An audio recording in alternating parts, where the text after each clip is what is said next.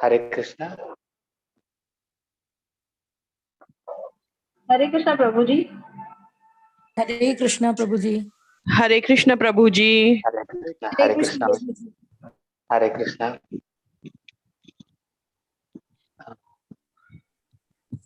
So should we start?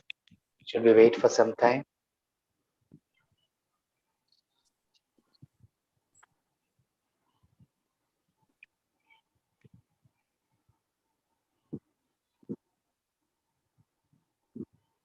Eight o'clock. Okay, we'll start anyway.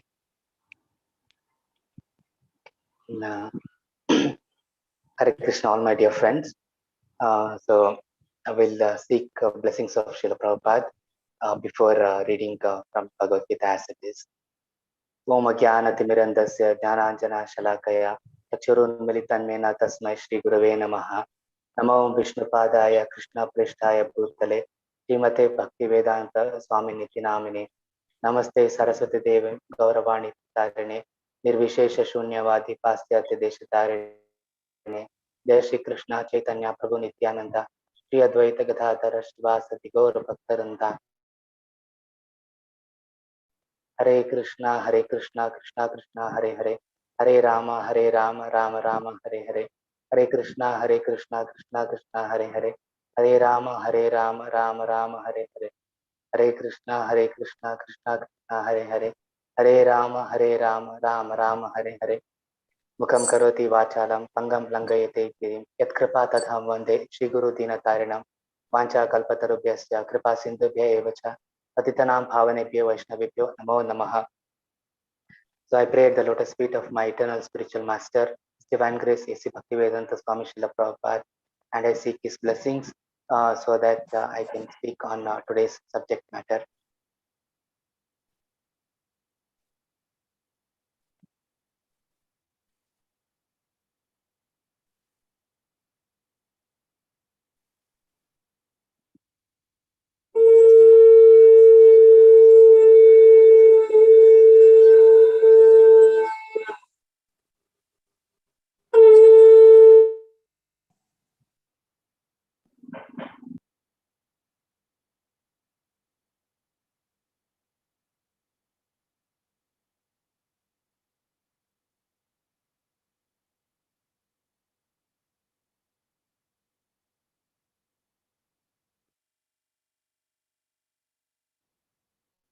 Yes, let me share my screen.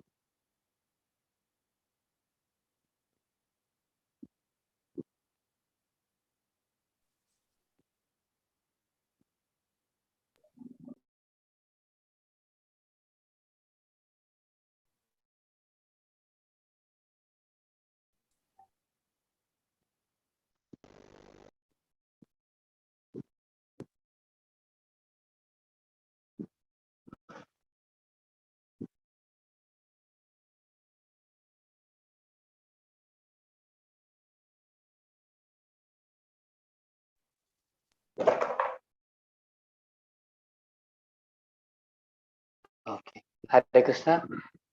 Is my screen seen and am I audible clearly? Yes, Prabhuji. Okay.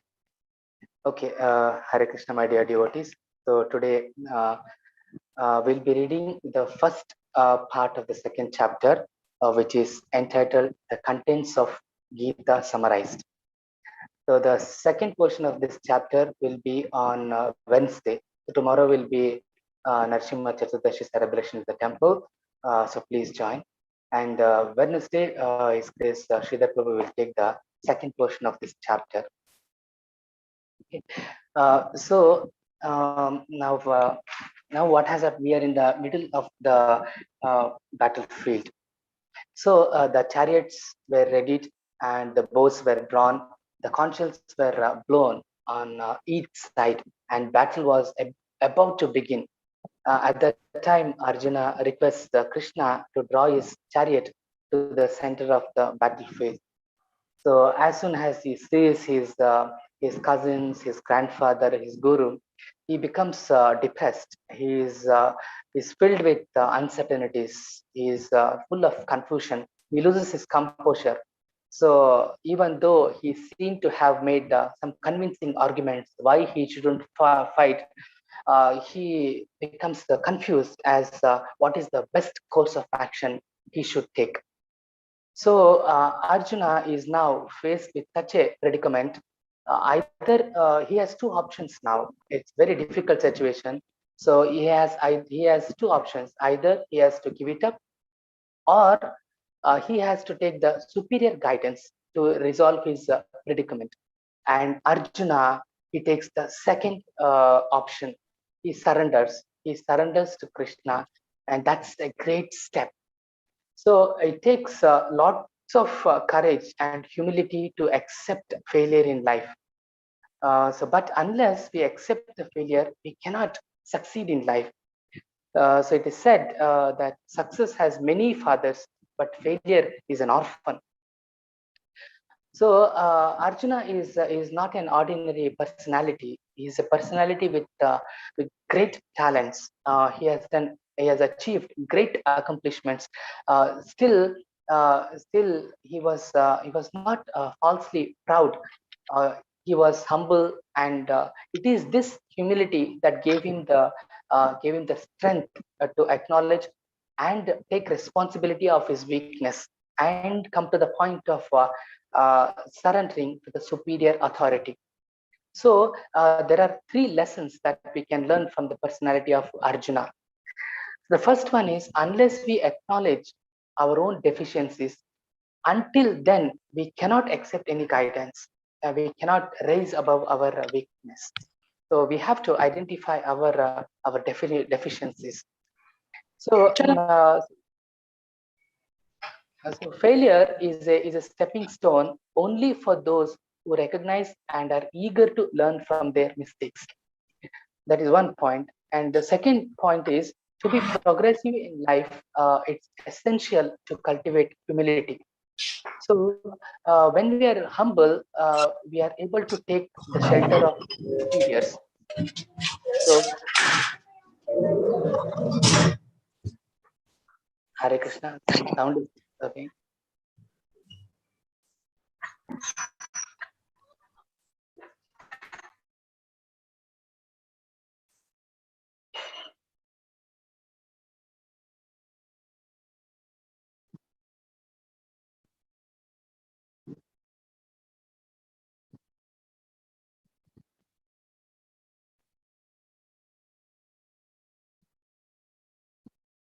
Yeah. So the first lesson, what we learned from Arjuna's life is that, uh, uh, but if I unmute all, I will not have any feedback. So I want to um, make at least somebody who hosts. Uh, NKD, the first name is NKD. Is there? Can that person be co-host?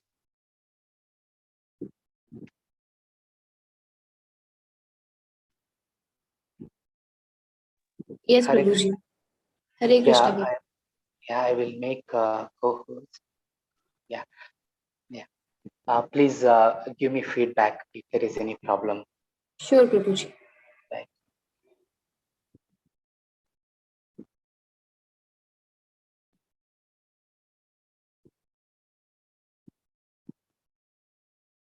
Okay, so the first point we understand from Arjuna's life is that he was able to understand that he has some weaknesses, and the second point is he was very humble, and it is that humility which made him to take the shelter of superior authority.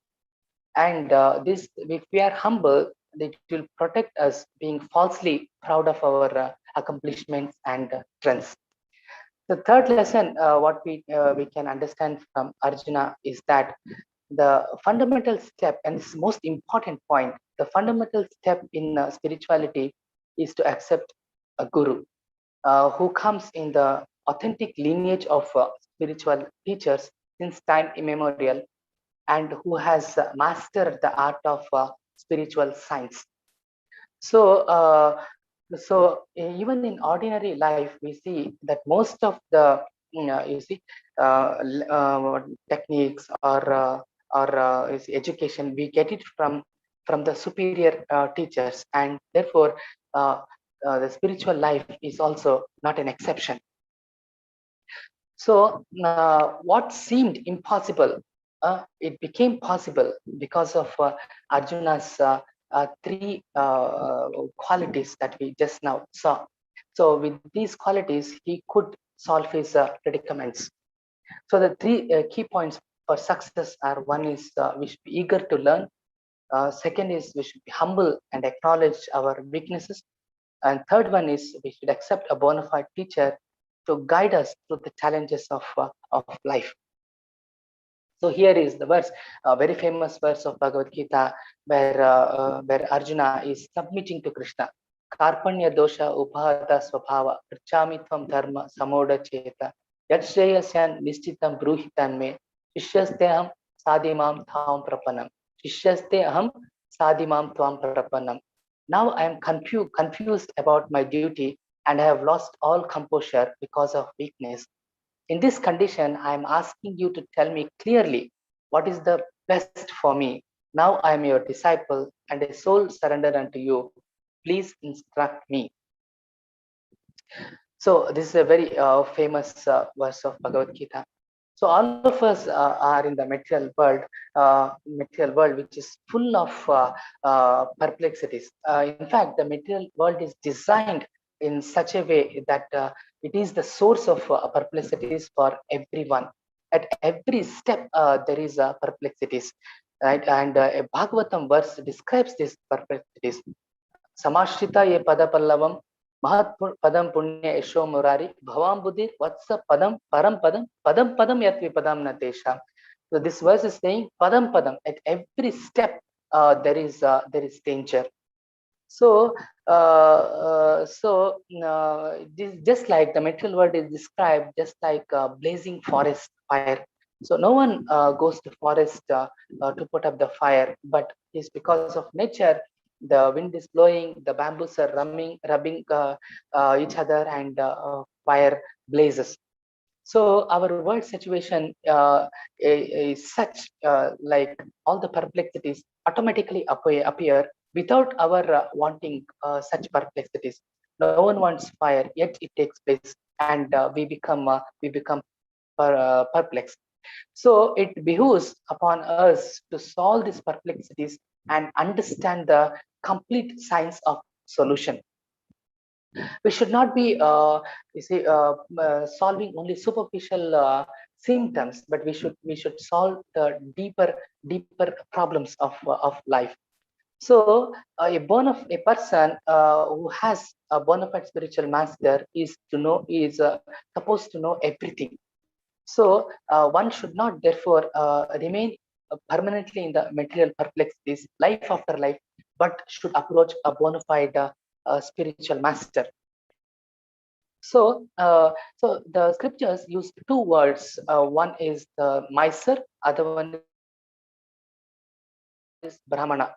So miser is a person who does not solve the problems of real problems of life, birth, death, old age, and disease. So he is utilizing time for material comfort or sense gratification, and he just passes away like just any cats and dogs. But a Brahmana is a person who is intelligent and who uses his body to solve the ultimate problems of life, and they are birth, death, old age, and disease. So that is possible only when he approaches a bona fide spiritual master. So here Arjuna is offering himself as a disciple to Krishna. He wants to totally stop the friendly talks, and he wants to talk seriously with Krishna. So the Prabhupada writes a beautiful and outstanding purport to this verse, and I would like to read a portion of this purport. So here Prabhupada is writing, Krishna is therefore the original spiritual master of the science of Bhagavad Gita, and Arjuna is the first disciple for understanding Gita.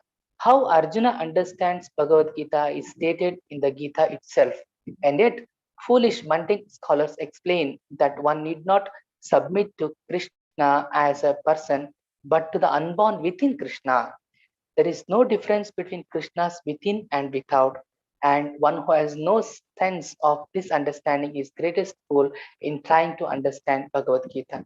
So, just like I am different from this body, but that cannot be extrapolated to Krishna and say that Krishna is different from his body. So Krishna is ontologically different from all the conditioned living entities in the way that he and his body is completely spiritual.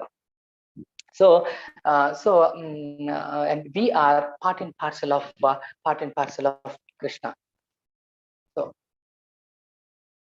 So now Arjuna has submitted to Krishna. So Krishna Hare is Krishna. sailing in the midst of both. Hare Krishna. Your voice was breaking a few seconds back. Yeah, now it's okay. Yeah, yes, Prabhuji. Okay. So now Krishna is smiling in the midst of both the armies. Spoke the following words: the grief-stricken Arjuna. So Krishna is accepting Arjuna as a disciple, and he starts to speak to Arjuna with gravity. He's taking the position of a spiritual master, and the dealings between the disciple and the spiritual master is grave. And what he speaks is, he says, Shri Bhagavan Vacha, Ashochan Anmasocha Swatam, Prajnavadham Vasasi, Gatasan Gatasum Cha, Nanu Shoshanti Pandita. Krishna is saying, my dear Arjuna, while speaking learned words, you are mourning for which is not worthy of grief. Those who are wise lament neither for living nor for dead. Very heavily, Krishna is chastising indirectly Arjuna that you are a fool, number one. So Krishna is saying that one who knows what is body and what is soul does not lament for any stage of the body, either in the living or in the dead condition. So previously, Arjuna has argued the religious principles should be given more importance than politics or sociology, but he did not know that the knowledge of matter, the soul, the supreme is even more important than religious formalities. So the real knowledge means the knowledge of the soul, the knowledge of the matter, and knowledge of Krishna. And this knowledge cannot be acquired. This knowledge is revealed. The nature of spiritual knowledge is that it cannot be acquired from our endeavors. It's an important point. So it has to be revealed from the higher authorities. So he chastises Arjuna that you are a fool, and he speaks. Next verse, he speaks beautiful words. He says, "Natve evam jatu nasham, natvam neme janadipa, nachaivana bhavishyamaha Sarve vayam ata param. Never was there a time when I did not exist, nor you, nor all these kings, nor in the future shall anyone of us cease to be.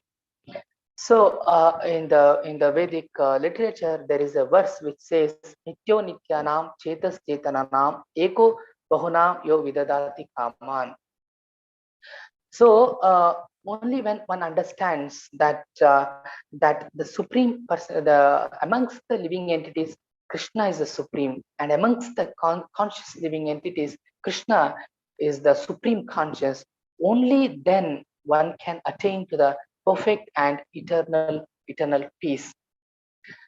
So Lord Krishna is very emphatically stating here that he himself, Arjuna, and all kings who are assembled on the battlefield are existing eternally. So that means all of us existed in the past, and we will continue in the future without any interruption. So Krishna is not placing this argument on a conventional proposition on the body, because in the previous verse he has condemned the bodily conception of life. So obviously Krishna is speaking on the spiritual platform. So he's saying, of course, the body will be annihilated, but the spirit which is animating the body is eternal. That is what is Krishna is arguing. So the non-devotee approach to the teachings of Bhagavad Gita is just like licking the bottle of honey from outside. So one cannot really taste honey unless one opens the bottle. And the person who opens the bottle and gives you the nectar of honey is the spiritual master. So similarly, the mysticism of Bhagavad Gita can be understood only by the devotees. It's an important point. The Bhagavad Gita is written in Sanskrit, or maybe written in English, or Kannada, or Tamil, Telugu, Malayalam, whatever language. You see that by the scholarship, by the erudite scholarship in those languages, one cannot understand Bhagavad Gita. For example, there is a book of physics, right, which is written in English. So if you know well, you are a scholar in English, you cannot understand that book of physics. That has to be understood. It requires basic qualification that you know something about physics. Even then you cannot understand the book. You have to go to a professor who has understood that thoroughly, who is expert in that field, and then he can teach you physics. So similarly, Bhagavad Gita is a divine book. It's a divine scripture, and devotional service is the language to understand Bhagavad Gita.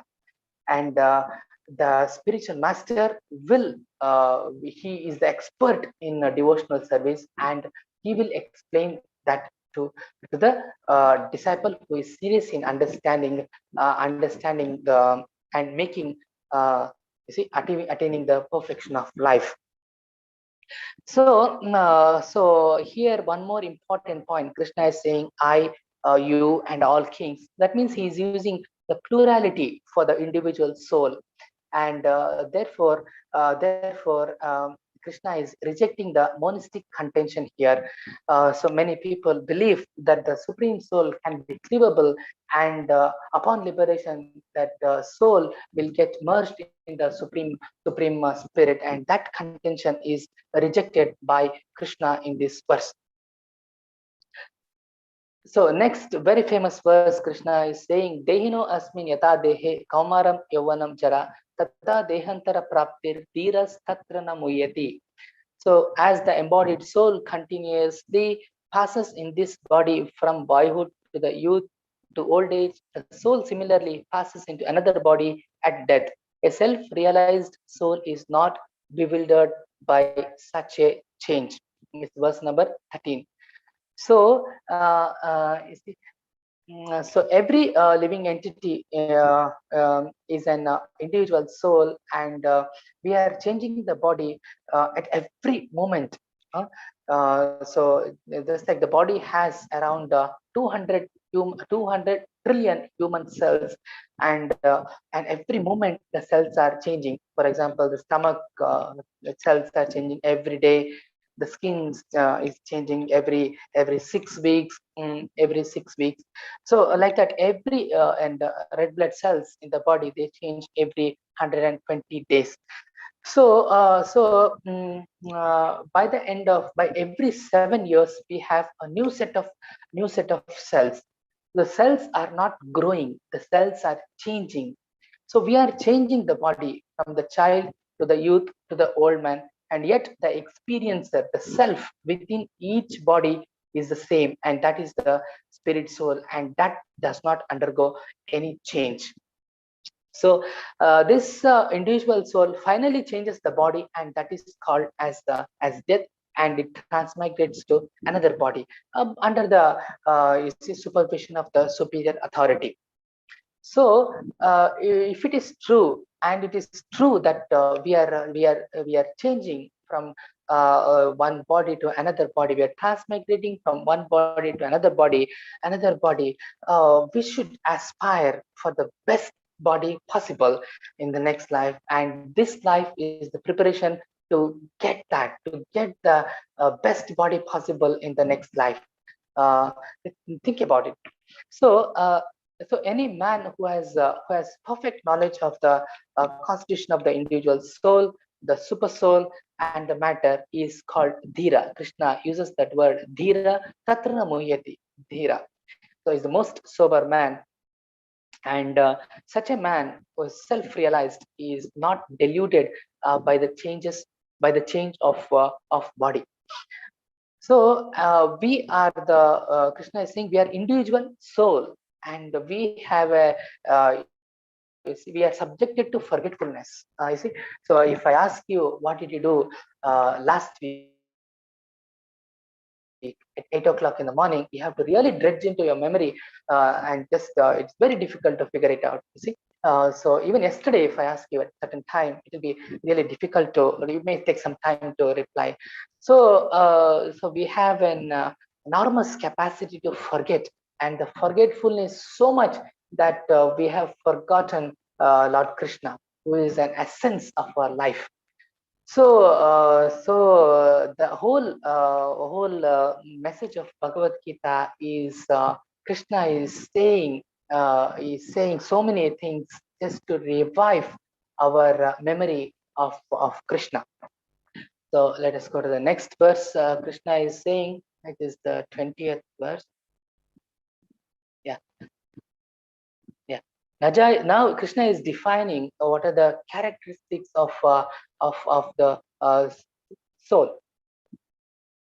So najayate mriyate va kadachin nayam bhutva bhavita vanamaya bhuyah ajo nitya shashvato ayam purana na anyate anyamane sharire.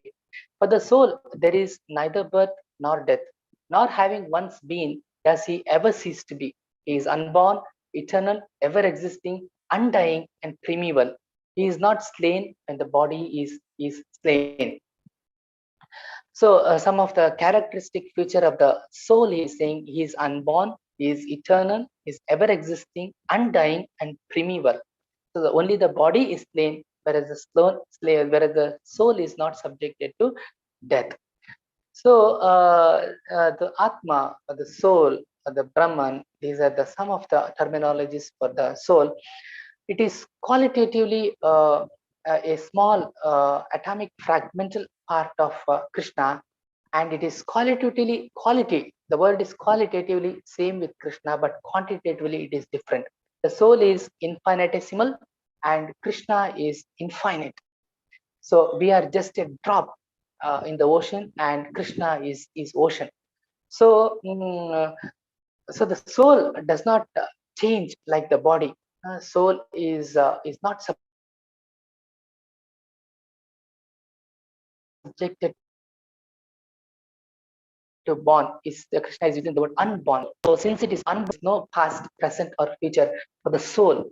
But only it is the body that undergoes transformation. It takes birth from the womb of mother's body, remains for some time, grows, it produces some side effects, offsprings, and gradually dwindles, and at the last it vanishes. So these are the six changes that the matter undergoes, but the soul is unchanging.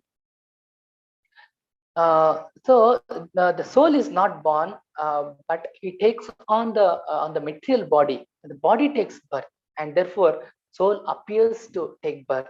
For example, the sun is there all the time, but it is because of our defective senses we see that sun is rising on the eastern horizon and he's setting on the western horizon.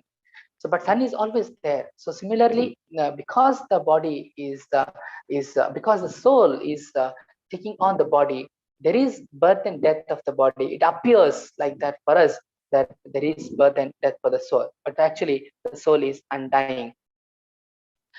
The soul, again, Krishna is saying, it is ever existing and it is primeval. It is primeval. That means there is no trace in history of its coming to being. It is always there. For example, there is fire.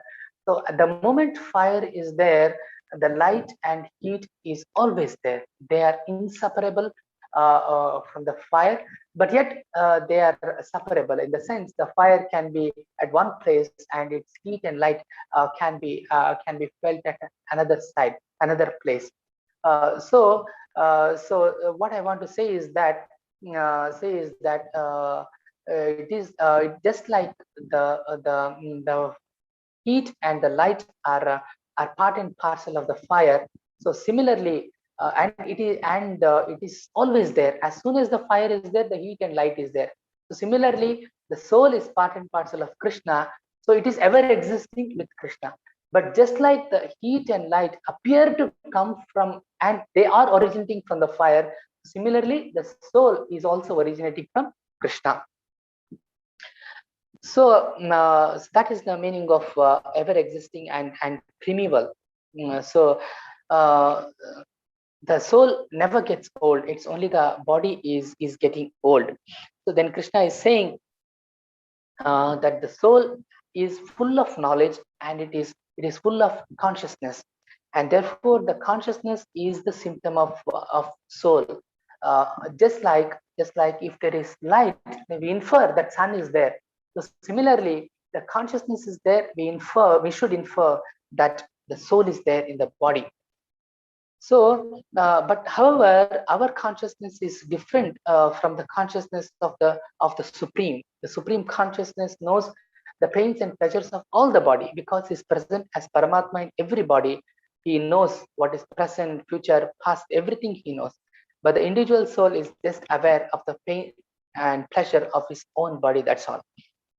So this individual soul is prone to forgetfulness, and therefore he requires to be enlightened by Krishna or a bona fide representative of Krishna. So right now, if there's a big fire, there's so many spirits, so many sparks will be there.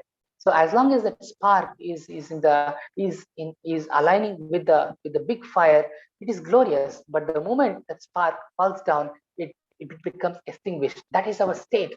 So as long as we are aligning with Krishna's principles, our life becomes glorious. The moment we forget and fall down, our problems starts. So, so uh, is there a scientific evidence of soul? Yes, there are plenty, and today I would like to argue on five principles how in the contemporary science we can say that there is something above brain. So just I'll take 10 15 minutes more.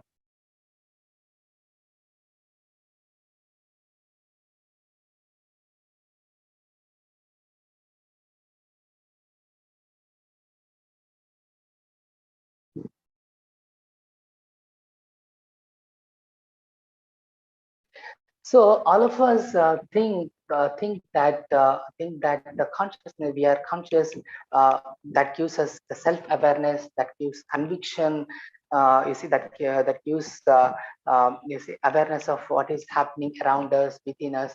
So the consciousness is basic, and our consciousness defines ourself. So the organ which very closely you see associated with consciousness is brain. So is this brain ourself?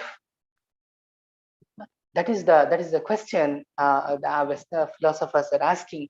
So here also in Vedic, in India also, since time immemorial, we're asking the same question: who are we? Are we this body? Are we the mind? Or are we above these things? So the brain is a structure which is weighing 3 ounce, and it is a gelatinous structure. It is placed in the skull. So it is so we think that it is producing consciousness, and therefore we must be this brain. So I would like to argue around 5 principles against this.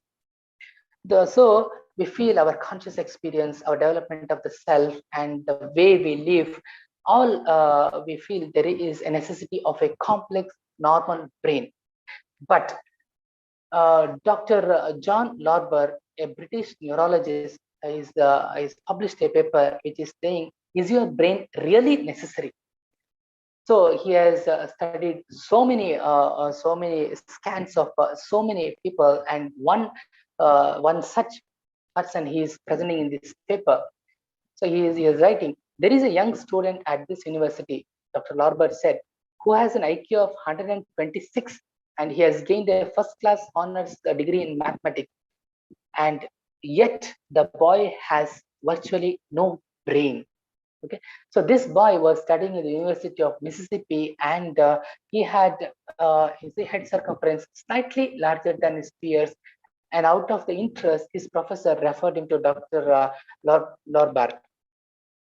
So then Dr. Lorber, he took a CT scan in the imaging of the brain, and then he was surprised to find that there was just a thin layer of mantle measuring about 1 millimeter. That's all, and rest of the cranium was filled with cerebrospinal fluid, like it was filled with water. But this person had an IQ of 126 and a first class honors in degree of in mathematics. So how do you explain this? Practically there was no brain, but this guy was leading a normal life. So Dr. John Lorber was the first to ask if consciousness could exist without a properly working brain. So this hydrocephalus, that means you see a lot of water is there in the instead of the brain tissue. Half of them are severely mentally challenged, but half of them have IQ over 100, and they're functioning properly. So we can infer that brain is there is something higher than brain to produce the consciousness. So there is another condition called hydranencephaly, where the brain cerebral hemispheres are absent, and they are filled with the fluid, and most of the cerebral cortex is missing. So generally, these babies they don't make it to life because it can be diagnosed prenatally, and they are medically terminated. But one child who made it in 1984, he was born in 1984, and the doctors predicted that this boy will not make it to life after first birthday. But he grew up, and he was adopted by a pediatric nurse or a healthcare worker called K. Wendell. And I think the fourth or fifth birthday, the doctor called this Mrs. K. Wendell to ask about the child, and she replied, and I quote, Andrew is able to laugh, giggle, smile, and has a glowing, outgoing, bubbly personality, and he is maturing mentally. So this boy had all these you see features. He could laugh, he could give. Of course, so many motor functions were absent, but he was responding. that is one. So therefore, the complex conscious behavior appear to exist without a fully normal brain. This is another paper, another paper which is saying that it is needless to say that this composite portrait of some of the behaviors and competencies of children with hydranencephaly cannot be reconciled with diagnosis of developmental vegetative state. So this second word is that sentence is important. These children are not only physiologically awake in the sense of going through sleep wake cycle, but they are alert and responsive to environmental events during wakefulness. Mind you, this is when the brain is not there. So again, yeah. So this is one aspect where the brain wasn't there structurally. So another aspect where brain was there, but it was not functioning. Is the dead brain. So there are some you see scenarios where there is cardiac arrest. That means the heart is not able to pump the blood to the brain, and clinical. So this is Dr. Sam Prania from the New York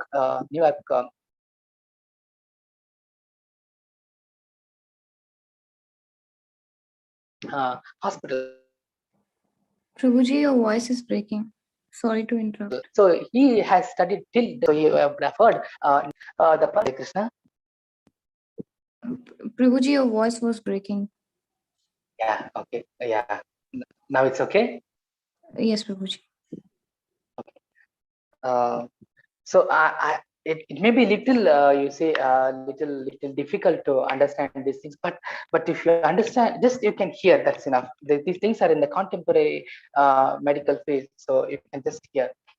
So Dr. Sam Parnia, he's the near-death experience is matlab, the brain is dead, clinically dead, okay? And when these patients are revived, so during the interview in the post recovery period, they they recalled some of the events which was verified to be correct, and that is called the near death experience. So, so Dr. Tanya, he said recent studies in cardiac arrest survivors have indicated that although the majority of cardiac arrest survivors have no memory recall from the event, nevertheless, approximately 10% develop memories that are consistent with typical near-death experiences. So these include an ability to see and recall specific detailed description of the resuscitation as verified by the resuscitation staff. Uh, Many studies in humans and animals have indicated that brain function ceases during cardiac arrest, but yet they could have some experiences. So it was found only in 10%. See, when the patient is under cardiac arrest and is recovering, he is doing so many medicines, amnestic, sometimes anesthetic, so many medications he will go on, and it is possible that they you see, the memory may be lost.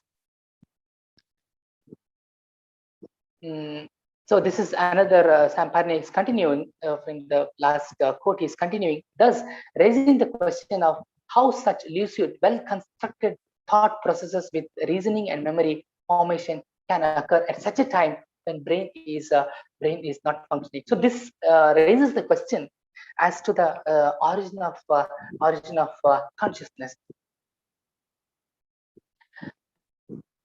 So this is another study by Dr. Pim, and you see they go one step forward and they're saying, based on the aforementioned theoretical aspects of the obviously experienced continuity of consciousness, we finally should consider the possibility that death, like birth, may well be a mere passing from one state of consciousness to another state. So like that, there are many studies. So the one set of argument is that whether the brain is not functionally absent or structurally absent, still consciousness is present.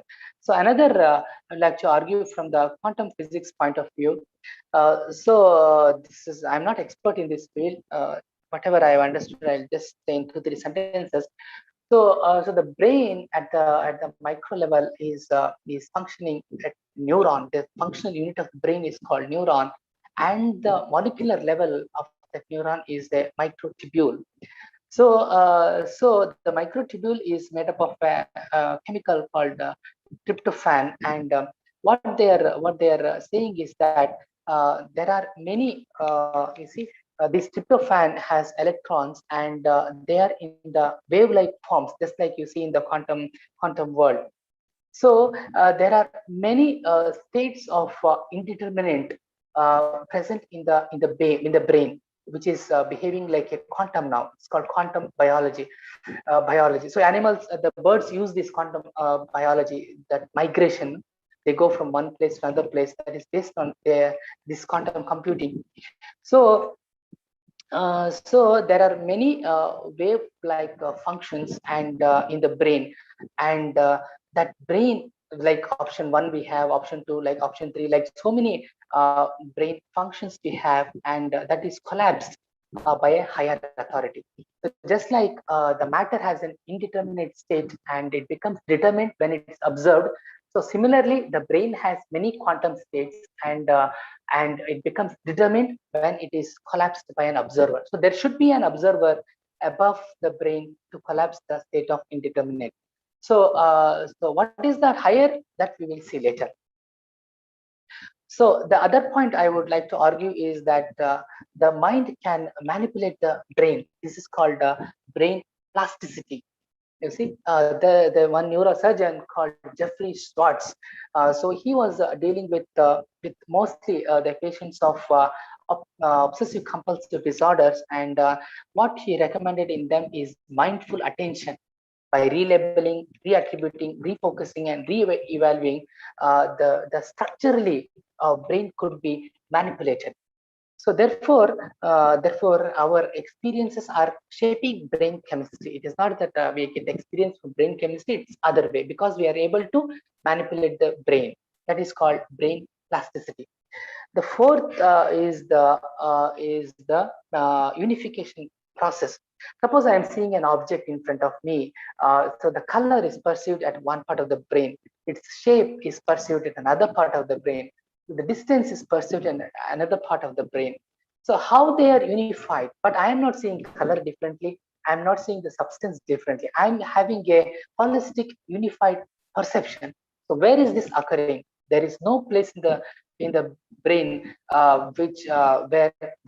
where these things are combined into unified perception. This is called the visual binding problem. So, and I quote from Martinez paper: there is now overwhelming biological and behavioral evidence that the brain contains no stable, high resolution, full field representation of visual scene, even though that is what we subjectively experience. We just experience, but we don't have in the brain where everything is unified. And fourthly, I would like to quote Dr. Wilder Penfield. He is a neurosurgeon, father of the modern neurosurgery. So Dr. Wilder Penfield, he has done thousands and thousands of awake craniotomies, that the patients who have fits, seizures, so which are resistant to medicines. So he has operated on them when they're awake.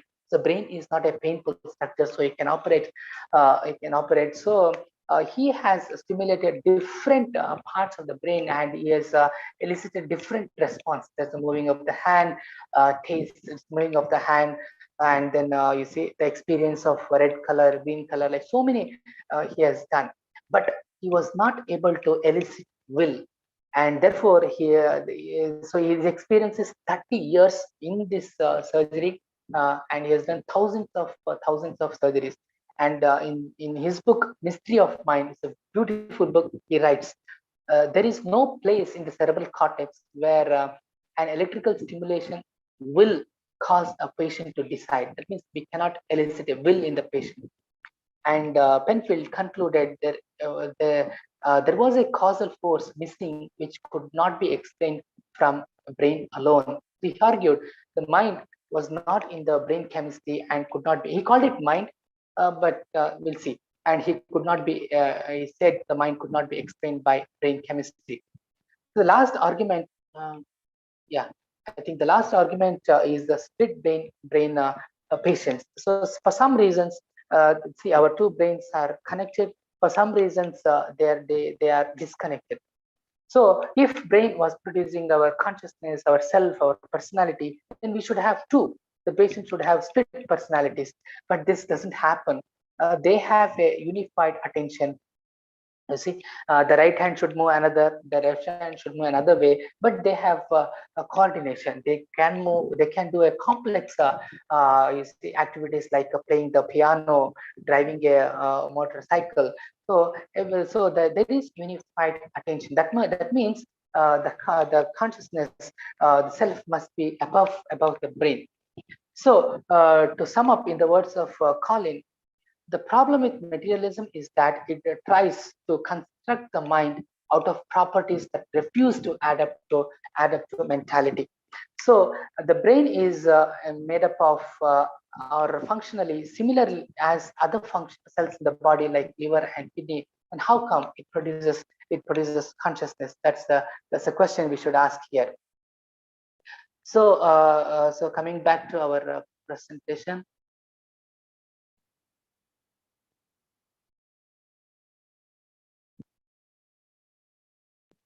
So that is what we have to understand. We can understand from the contemporary science that even within the realm of modern science, there is enough and more evidence to state that there is something above matter. So this verse we have read. The next verse will go. I'll just finish in 10 minutes. No, not even 10 minutes. No, 5 minutes. So next verse is again a famous verse.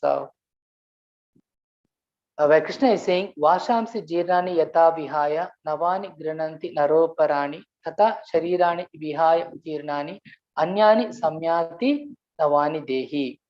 As a person puts on new garments, giving up the old ones, similarly, the soul accepts new material bodies, giving up the old and useless ones. So here, Krishna is saying how the soul is transmigrating from one body to another body, just like we change our garments. So similarly, when the time comes, the soul is changing its garment body. So in the Vedic literature, there is a verse which says "Samani rukshe purusho nimagno." That means in the body is compared to a tree, and in the tree, two birds are sitting. One is Atma, other Paramatma. Is Brahman, other one is Supreme Brahman. uh, so, uh, so these two birds are sitting, and Atma, that is the individual soul, is busy eating the birds, eating the fruits of that bird, of that tree, and therefore it is full of anxious. It is just engrossed himself in enjoying the fruits of the tree. But another bird, that's Paramatma, it is seeing without blinking the individual soul. When that individual soul will turn to me, and when I can convince him that when I can convince the futility of the material sense gratification. So the super soul is seeing the individual soul, but individual soul is busy in eating the fruits. Uh, so when that individual soul turns to his eternal friend super soul, then his door to the eternal life of bliss and knowledge from. And now Arjuna is doing the same, the eternal friend Krishna, and he is understanding Bhagavad Gita from him. And thus, hearing from Krishna, he can understand the supreme glories of the Lord, and he is going to become free from lamentation. Uh,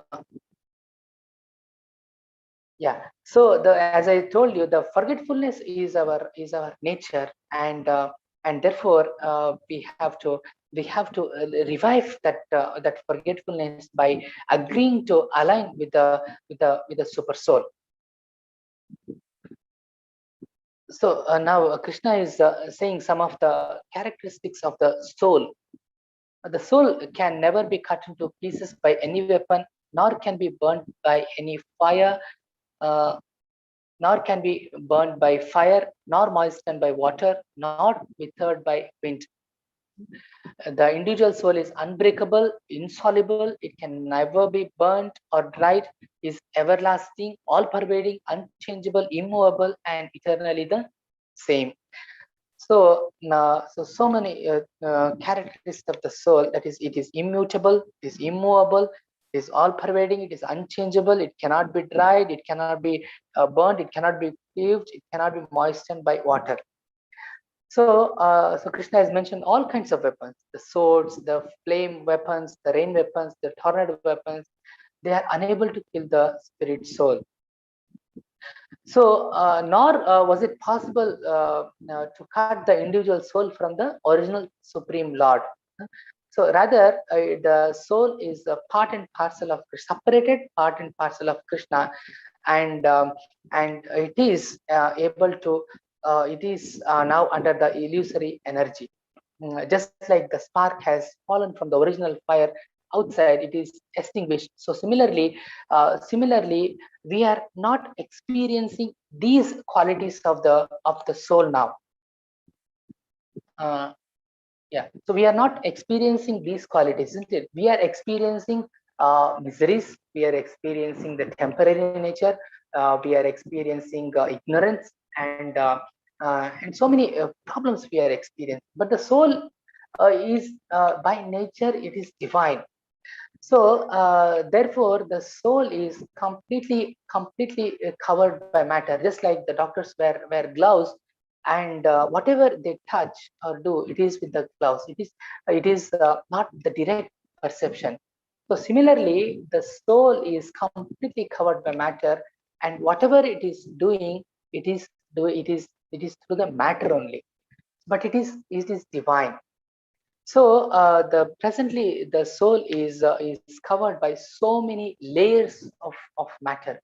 It is covered by five gross elements: earth, water, fire, air, ether.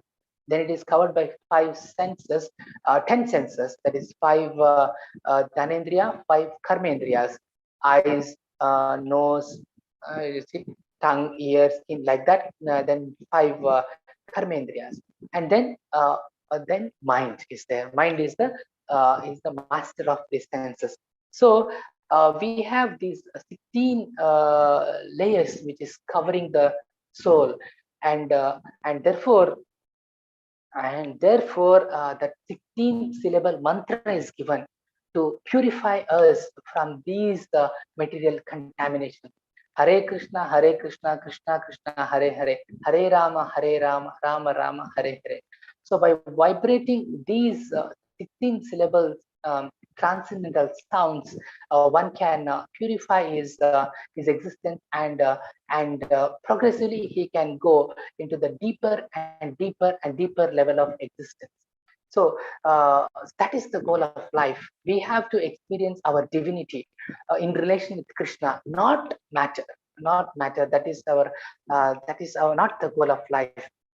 So at one point we can perfectly withdraw ourselves to the deepest core of existence of our reality. So that is the goal of life, and therefore by chanting this mantra, one gets a mystical power as to as to purge out all these contaminations from the soul, and he can, even in the material world, enjoy that spiritual bliss.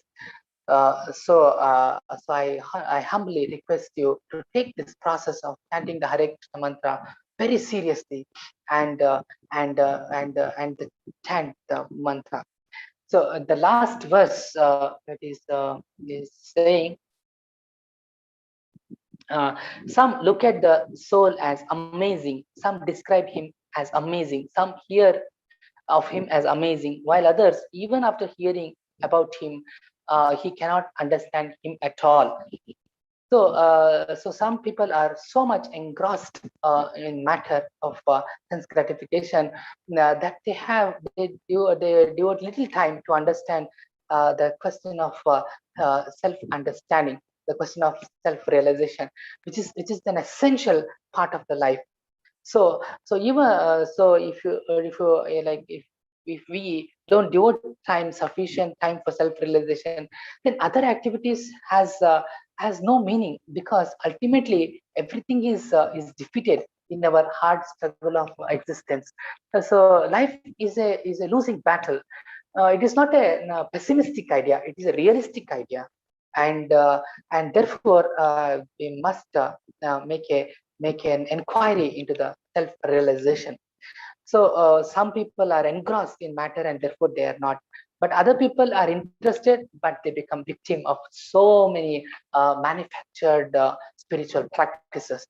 So I can only say that one must be extraordinarily fortunate to come to the platform of accepting Krishna consciousness and accepting Krishna as a supreme personality of Godhead. Must be extremely lucky. That is what I can say. So many reasons we can get from science or argument, but that may not be the correct way of understanding Krishna consciousness. The best way is to accept Krishna in the core of our heart. That's all is required. To be gladdened by to be engladdened by the transcendental wisdom of Krishna is the best way to progress in spiritual life. So we can put Krishna's transcendental logic before our material logic, and we come to the stage of telling Krishna, okay, Krishna, you said I'm not the body, I'm the soul. What's the next point? So when we come to that point, we become lucky. So there I end with the quote from that verse. Prabhupada has written a beautiful purport to that verse, and I quote from that verse. Prabhupada is saying, the easiest process for understanding the subject matter of self, however, is to accept the statements of Bhagavad Gita spoken by the greatest authority, Lord Krishna, without being deviated by other theories. But it also requires a great deal of penance and sacrifice, either in this life or in the previous lives, before one is able to accept Krishna as a supreme personality of Godhead. Krishna can, this is the extremely important sentence Prabhupada is saying, Krishna can, however, be known as such by the causeless mercy of the pure devotee and by no other process. So here we are, that the spiritual knowledge by nature cannot be understood. It has to be revealed. And we have to come to the platform of deserving to be revealed by higher authorities. And the simple processes we can reach that point, the regular chanting of the Hare Krishna mantra, regular taking Krishna Prasadam, and regularly hearing to the messages of Bhagavad Gita and Bhagavatam. So here I end. So we can take up any questions or comments. Hare Krishna, Prabhuji. Nilmani Mataji, you can unmute yourself. Hare Krishna Mataji. Hare Krishna Prabhuji. Hare Krishna. I have some question in my mind. Suppose some child are born of such a child, or maybe babies, when they are born, actually, some childs are very good in their behavior, and some child are not good in their behavior. How it is differentiate in that stage, how the soul is behaving in these two different bodies. One child is not doing, because they are unconscious about the soul that time, but their behavior are totally different. How we can describe that? No, that is what this life is not all in all. You see, life is a continuous process. We are just changing the body. That's all. So whatever we have the previous mentality, previous practices, the convictions that we carry to the next life also. See, that is why somebody is born brilliant, somebody is born dull, Somebody is born rich, somebody is born poor. So these differences, varieties we see because of this. Okay? So So life is still that time that it is that previous lives, whatever that soul earlier life soul was there, based on that yes, that up to childhood that is persisting.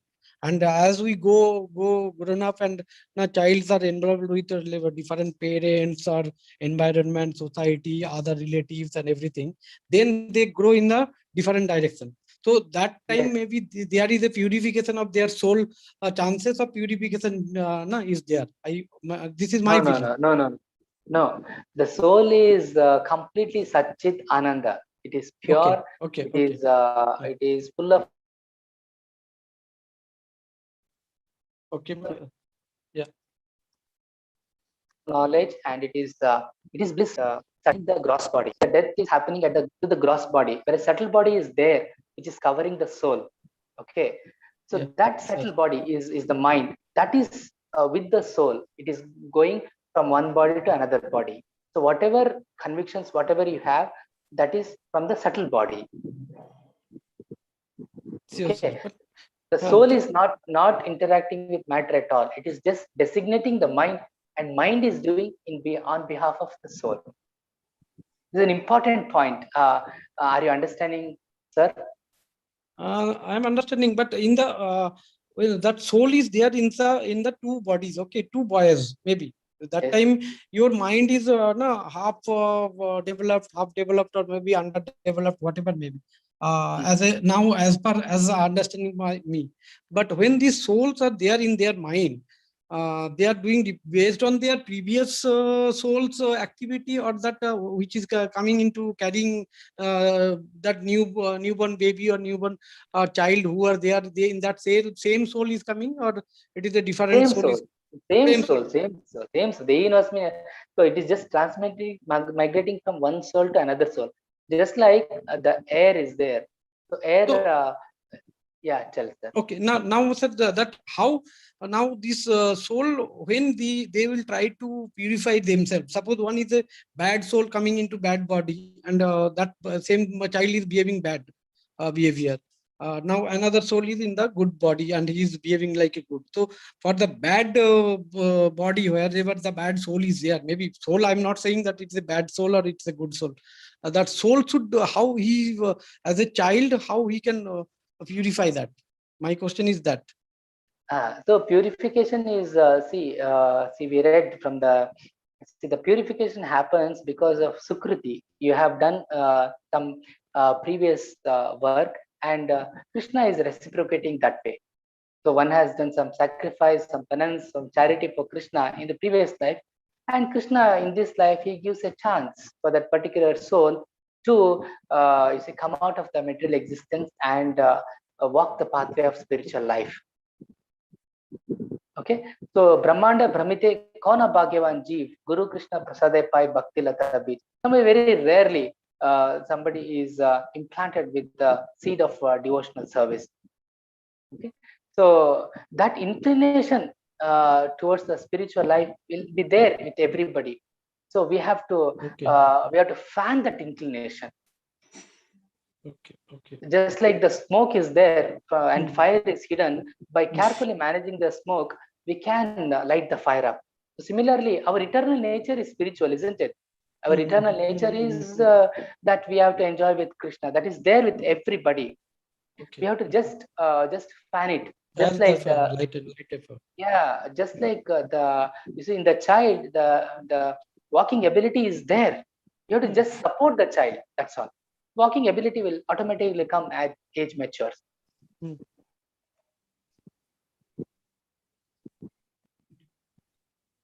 Okay, sir. Hare Krishna. Okay. Then Hare Krishna. Dhanyavad. Hare Krishna. Yeah. Are you satisfied? I'm partially satisfied. I maybe my still I have some kind of that understanding, maybe not that much. So because of that that child, okay, in the I am looking in that child's materialistic body. Maybe that's why I'm still some doubt. Maybe that there. Okay, there No, by don't. gradually. No, don't worry. Yeah. You start reading Bhagavad Gita as it is from His Divine Grace A.C. Bhaktivedanta Swami Srila Prabhupada. So your doubts will be cleared. The introduction itself, Prabhupada has answered this question. Okay. And then you told that, Prabhu, you told that it is immovable. Soul is immovable. So Yes. the soul will be there in the same which any kind of movable and immovable. How you can define soul? So actually, like I can give an example. Suppose you are where are you, sir? Which location you are from? I'm in Bangalore. Okay, Bangalore. So from Bangalore to Mangalore, you are going in the bus. Okay. Okay. So in the I like a very standard bus you're going. So in one sense, yeah, like you have not moved at all. Only the bus is moving from Bangalore to Mangalore, isn't it? But in another sense, you have moved. You have reached Mangalore. So it is like that. Sometimes my mind is our mind is somewhere in, but our body is not total. This body may be in a different place, but my mind and everything is in a different place. That is the thing. No, not like that. The soul, Riddeshi Arduna Tishtati. The soul is seated in the region of the heart. Okay, the body is moving, the soul appears to be moving. Yes, that my understanding is that suppose I am in Bangalore, but suppose my soul, my mind and everything, brain, I am occupied with some, maybe my hometown where my mother, my father, my sisters, everybody are there. What I am thinking about their no conditions and their what is they are doing maybe. So my soul is in that yeah, but I am in Bangalore. Is that like that way? No, your soul is there in the body. Okay, whatever you have experience of dreaming, that is an experience. That's all. The actual moment does not happen. Physical moment does not happen. So soul is in with me only. Yes. That you want to. So that is it called. It is a immovable. It's immovable. Yes. Okay, Prabhupada, this is clear. Clear. Right. Okay. Hare Krishna. Hare Krishna. Hare Krishna, Om Prakash Prabhuji, you can unmute yourself. Hare Krishna, Mataji. Hare Krishna. Actually, it's life. Childhood is some 30 some years and acquiring in knowledge, and in the family life some time, and at the end we are in conscious. So when can we free from the material world? How much time will be taking for relief from the material world?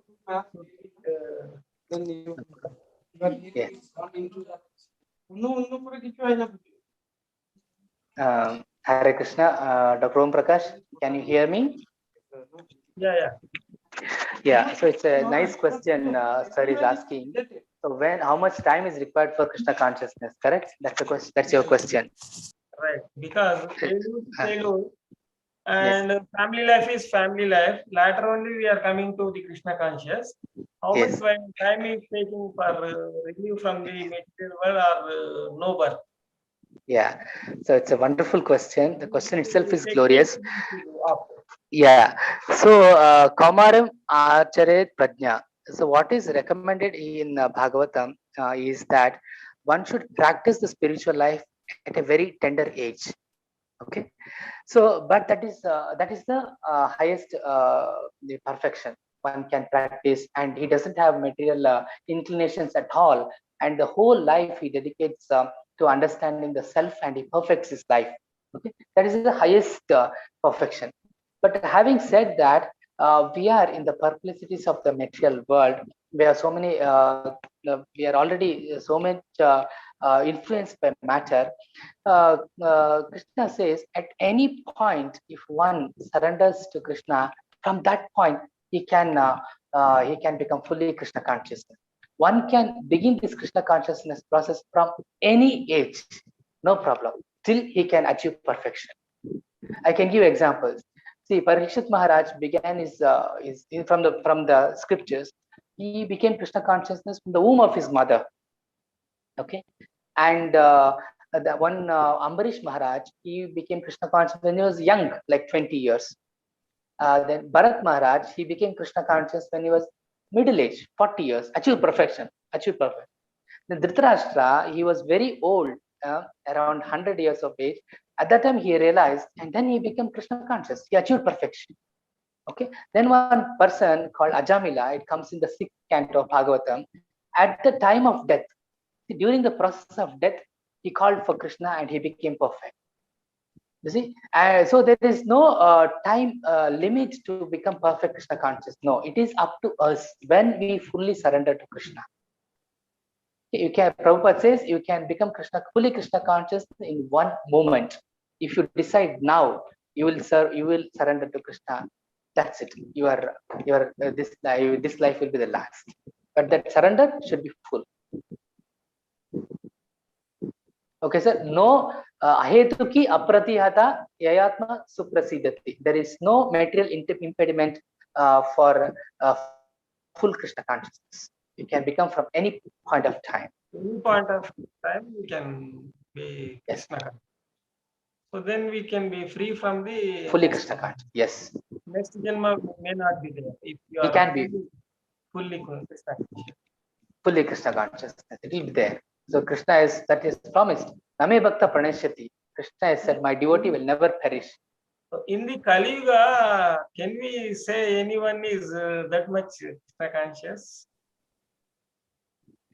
Acharyas are all Krishna consciousness. Those who are Acharyas, who are coming in the bona fide Sampradayas, they are all fully Krishna consciousness. Okay? And see, the Krishna conscious process is our endeavor, yes, but it is also the blessing from the higher authority. It is a dual process. Okay, you have to endeavor, yes, but more than that, the blessing will come from higher authority. They make it perfect. Okay, just like you are a doctor, so your junior resident, he writes some prescription for the patients, right? Then it is incomplete, then you come and study, or it's incomplete, then you add some medicines, and that time the prescription will be complete. So similarly, even where endeavor is incomplete, it is made complete by the higher authority acharyas. So our endeavor should be perfect, that's all. So we go on practicing the Krishna conscious, but someone should check it whether we are in this right path or not. Therefore, you have to you have to accept the superior authority. Means who you have to in our life. See, the first point of contact is a devotee who is practicing Krishna consciousness. Okay, thank you. But who is experienced for some years is practicing, and that person, okay, under him, you have to practice the spiritual life, and then you see, accept bona fide spiritual master. That is next step, and then the process goes on like that. That is one-to-one attachment should be there. Then only we can have a check, and we are in right path. We can understand. Yes, that the checking is there. On our own, it's not possible. Satam prasangam mamavirya samvido. Krishna himself says, you practice this devotional service in the group of devotees. Machitta madgata prana bodayantasya paraspara. So you take instructions from the higher spiritually realized persons and practice. So where are you, sir? Which part of India? Which part of India? Hyderabad. So it's a good place. So we have a ISKCON temple there. It is personally, the deities are personally installed by our Prabhupada. So your primary contact can be any devotee there. Okay, you can go to ISKCON Hyderabad. Then you can contact the devotees. They will be more than happy to help you in the initial practice of Krishna consciousness. So once that you are which place? I'm in Mangalore. Mangalore. Yes. Okay. So our soul is. Hello. Yes, Dr. Gom Prakash. our soul is in the heart of heart. And No, no, no, no. Riddeshi Arjuna Tishtati. In the direction of the heart, not in the heart. In the direction of the heart. Not in, Not in the heart. In the direction of the heart. but very supreme, that is so supreme soul direction also in our body. Next to the next, that's what the Shastras are saying. Next to the soul is a super soul sitting. So where the soul stays actually? Actually, in the region of heart. Actually, little more details are required. So we have prana. 5 vayus are there in the body. Apana, Udana, some 5 pranas are there. I don't exactly remember. So those prana, in that, in the region of that, the heart is the soul is there. Okay. And part of the Paramatma also with our soul, I think. Paramatma is there, and soul is a part of Paramatma. Both Is are both are in our body, I think. Yes, yes, yes. So when both are there, why we are not able to achieve the things what we want, that is Krishna conscious perfectly? Both are in directing us. Yeah, because we are not choosing Krishna, we are choosing matter over Krishna. It is our decision. We by our own free will, we have chosen to be in the material world. It is not Krishna's intentions or anything like that. It is our own free will. So our free will is in the material world. Yes, free will to choose Krishna or material world. That is our free will, and we have you see, ignorantly chosen the material world. That is the problem. Now we have to revert that process. We have to choose Krishna over matter, and then everything will be nice. So how to overcome the corona, the now pandemic? How to behave now? Because whether we stay or there, when corona comes or like that, in indefinite situations are there at every person. Then how to handle at this situation? Yeah, this is an unprecedented situation. Everybody is going through, but a devotee knows that Krishna is in control, and things will be better. This is like our karmic reactions only. We are suffering, yeah? And Krishna is given less. Actually, the problems we have done is more. For that is given definitely less. So whatever time we have, we can dedicate for improving, strengthening our relation with Krishna. That is the best use of the time. So we should be more Krishna conscious so that we can come out early. Yes. So once we are stabilized in spiritual life, in strengthening our life, our relation with Krishna, then we can handle any material problems with a positive frame of mind. We will get the strength. We will get the strength to handle any situation in our material life. Okay. Thank you. Thank you. Hare Krishna. So I request you to chant the mantra, that Hare Krishna mantra. Every day for 5:45, 5:30 to 6, I am in online. I am checking it. Very good. Very good. Mantra and listening Bhagavatam. Very nice. Very nice. So so if you have some more time, you can dedicate some more time. It'll be nice. Okay. Okay. Thank you. Right. Hare Krishna. Hare Krishna. Hare Krishna, Prabhuji. There are a few acknowledgements for you. Thank you so much for amazing explanation from Vijay Lakshya Prabhuji or Mataji. And there's another one. Prabhuji, a very good example of learning physics. Thank you so much for the wonderful class. No, that's okay. Any questions? Any questions you read? No more, Prabhuji. Okay. Prabhuji, you taught. Please accept my humble obeisances onto you, Prabhuji. You taught me in batch 11, 9 p.m. English group, and now I'm serving as an admin. Oh, very nice, very nice, very nice, very nice. That batch I couldn't complete, some commitments I had, like duty change was there. Yeah, but thank you so much, Prabhuji. Can you give Correct. your number to Prabhuji so that we can interact whenever required? Yeah, it is last 9124.